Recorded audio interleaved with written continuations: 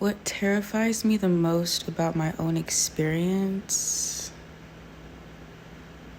is that I feel like my time is running out. Ever since I was younger, I've always felt as if someone's watching me and they're technically waiting for me to mess up so that they can snatch me up at any moment and take me away.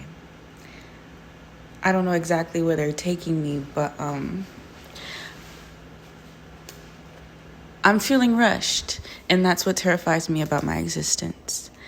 And when I'm not doing what I feel I should do in terms of my purpose, or I'm not creating as much as I should do because it's something that's innate to me, it's something that's a part of me that will never detach itself away from me. So I feel like if I don't accomplish whatever I'm trying to do in relation to that I'll be taken away before I complete that. But that kind of goes against everything I believe, to where I'm here for a purpose and that I need to fulfill that purpose and that I will fulfill that purpose before I leave. So it's kind of something is waiting for me to mess up, but also there's nothing to worry about because if I do the thing, I can't mess up. I just realized how confusing that may sound, but it's real to me, that's for sure.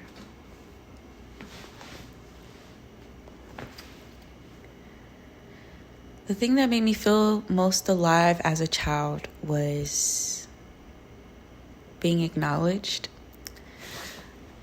And when I was acknowledged, it was when I performed.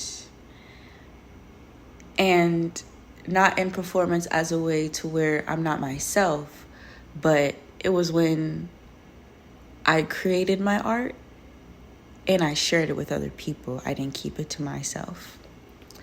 And that involves expression.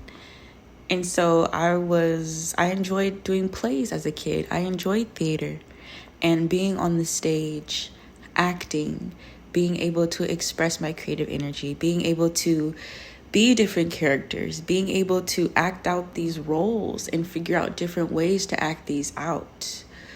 That excited me. That made me feel alive because I was able to use multiple facets of who I am under one umbrella, like in one area. And I really enjoyed that.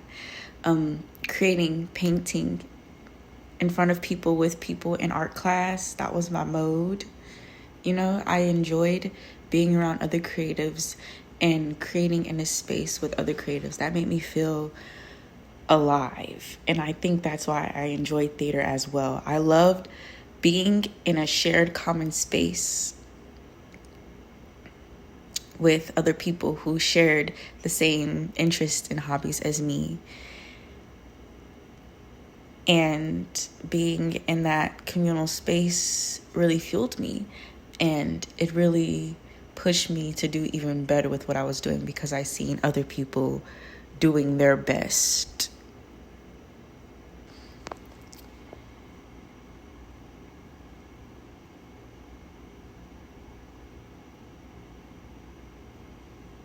Repeatedly, I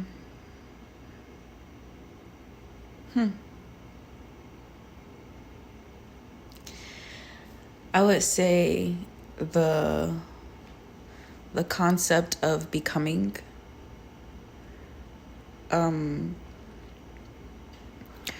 When I was in high school, my projects were tailored around the butterfly. Well, first they were tailored around people, in a sense. I loved getting to know people, seeing what figured them out, seeing what made them them, seeing their insecurities, seeing what they hid from other people. I liked to experience those other sides that they didn't show to other people. And I liked to express that and convey that in my work.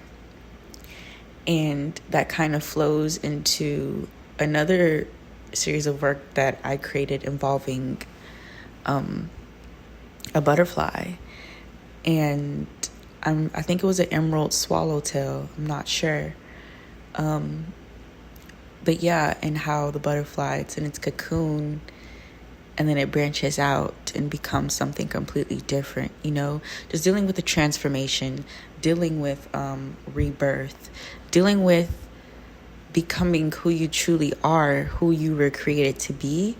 That's something that I've always kind of played with.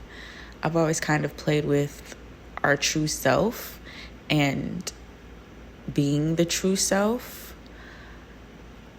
I just love figuring that out and figuring out what that is.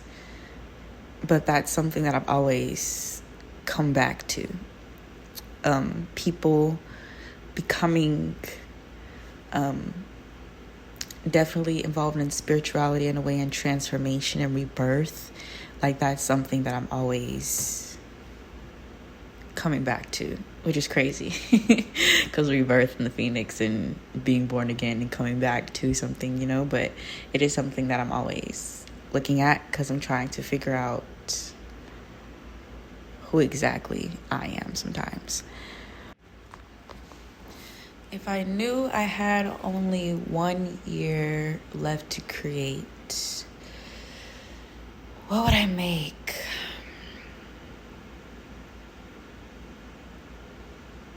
I would do my performance pieces. There's a few social experiments I want to conduct with humans in my own personal space, in a different personal space I can find, but I really just want to learn more about how far people would go, how people interact with each other. I'm very much into the concept of having everyone stuck in a space for a period of time and learning about each other, and not being able to leave, not being able to use your phone, even having diary rooms. I just want to conduct this an experiment around that, have prompts and see where that goes with open-minded people. I also want to archive my artist interviews that I've been conducting, and I want to put those out before I would pass away. I also want to record the prominent members in my family, and record their lives and their memories before they pass away as well. And I want to compile that and put that somewhere to where my family members can research and look at whenever they need to. I think it's very important to retain family history in that way.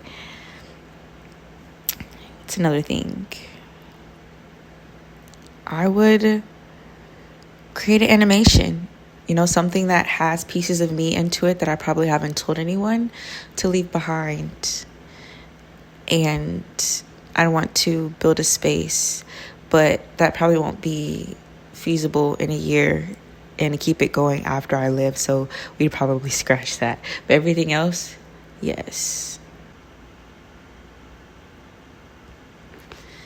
The two opposing forces I feel constantly at war within myself are to be seen and not to be seen. That is the question. To put myself out there or to not put myself out there, that is the question. To speak or not to speak, that is the question. To highlight myself or not to highlight myself, that is the question. I'm very aware of how blessed I am in life, how I've been blessed in life. And sometimes I feel a little timid, a little hesitant to share those blessings with other people, because I know some people haven't received the same things as me. And I think I'm bragging sometimes. And maybe that's just me projecting, maybe that's not even the case, but I never felt like it was safe for me to express the good things that have happened to me. And also with that, I don't like being perceived in a way. I don't like people projecting onto me. So I don't like to be seen. I like to do things in the background, for I am afraid I might mess up on something. And once I may mess up on something, people will call me out and call me a fraud, because I notice people look to me as someone who may know everything, who may know certain things in certain areas. And if I don't live up to what they expect me to be, I'm afraid they'll call me out on it, even though there's nothing to call me out on. They've just projected onto me, and I never told them I was these things, So that, and hiding in the background and just doing things and letting other people be in the forefront, that's kind of what I'm battling with. And the thing is, I want to be seen. I want to be acknowledged. I want to be known for my ideas. I want to be known for what I create and what I can do for other people. But I need to get rid of that fear. And I noticed that. But I do need to realize that not everybody's going to like me.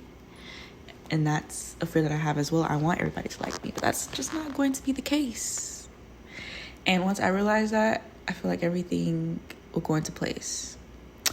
And I also have to acknowledge that I make my own reality, that whatever I see, it's how I see myself.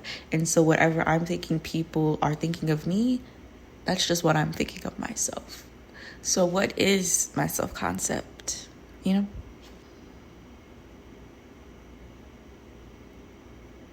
I would say, that's a good question. I'll have to come back to that, because I've always had a problem with having people who exactly inspire me, and no one has really left me breathless. I don't know if that's a good thing or a bad thing. The art I really want to make is performance art. I want to do performance art so badly. But what I want to say, there's so many things I want to do, so many things I want to experiment with. But I do want to make my 2D animation very badly. I also want to experiment with more crochet, more textile art, and also jewelry making. Sculpture isn't bad either. I would love to get into sculpture. I want to do a lot of different things. I'm not gonna lie, but film and 2D art are kind of up there. And yeah.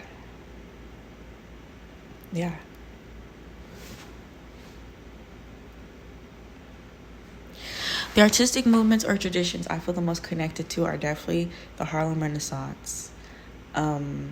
Symbolism, for sure.